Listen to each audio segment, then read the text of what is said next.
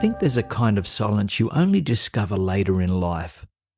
And it's not the silence of holding your tongue, not the silence of biting back the truth, but it's a softer, wiser silence, and the kind that rises when you know that speaking won't add anything good, and staying quiet might open just a tiny doorway to peace. And a few days ago, I had one of those moments with my dad.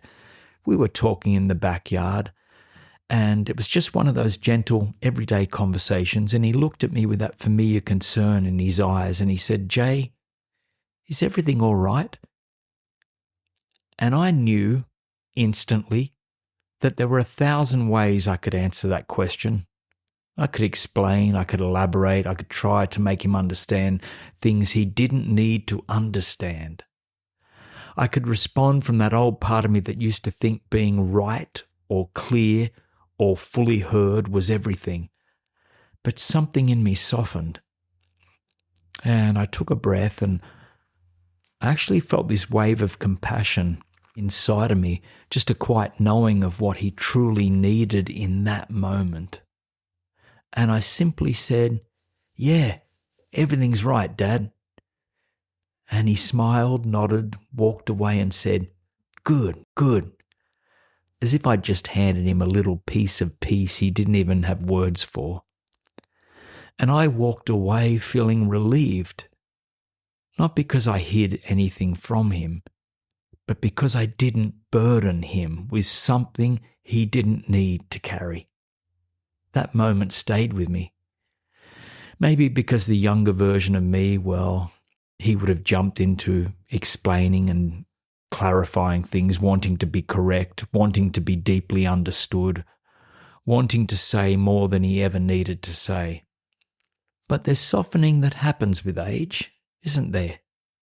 Life slowly teaches you that being right isn't nearly as important as being kind, that speaking isn't always more powerful than silence, and that the ego's urge to be recognized eventually gets tired and starts giving way to something a bit more gentler. And that's where these words I saw written in a Wayne Dyer book from one of his past teachers, and it said, "Wisdom is knowing I am nothing. Love is knowing I am everything, and between the two my life moves." And when I first heard that, I didn't fully get it. Nothing, everything, what are you talking about? But now I feel it. I feel it in the pauses. I feel it in the moments like that with my dad. I feel it when I choose silence over the need to win or justify or perform.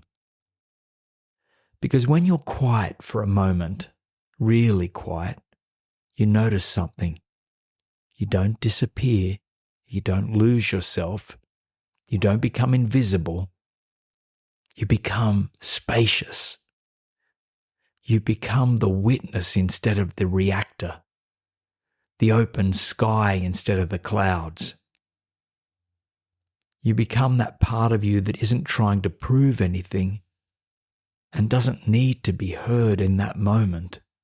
A great teacher encouraged me once, and he said, "Pick a situation today, any situation, and instead of verbally responding, be silent and listen to your thoughts."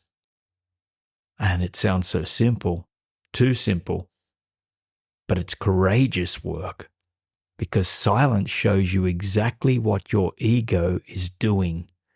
It shows you the judging, the interpreting, the defensiveness, the need to be seen, the loops we run in our heads. But when you observe those thoughts without trying to change them, they soften, they settle, dissipate, they lose their grip. And in that small pocket of quiet, something rises, something that feels like compassion, truth, like your infinite self just gently tapping you on the shoulder and whispering, "You don't need to respond to everything." So today, that's your practice. Just pick one moment, any moment, and pause. When someone asks you a question, pause. When you feel the urge to defend yourself, pause. When you feel you want to jump in and correct someone, this happens a lot on Facebook, pause. Take one breath. Feel the space inside the breath. And let silence do the heavy lifting for a change. If you listen closely, you might notice what I did that day with my dad. That silence, that wasn't empty at all. It was actually full of intelligence, it's full of clarity, and it was certainly full of love. And if you're someone who fears not being understood, someone who carries anxiety about being misread or unheard, someone who wants to justify themselves before anyone thinks wrong about them, this is what I want to say to you. Stop, pause, take a breath, and in this moment, before you say a single word, you are already enough. You are already whole.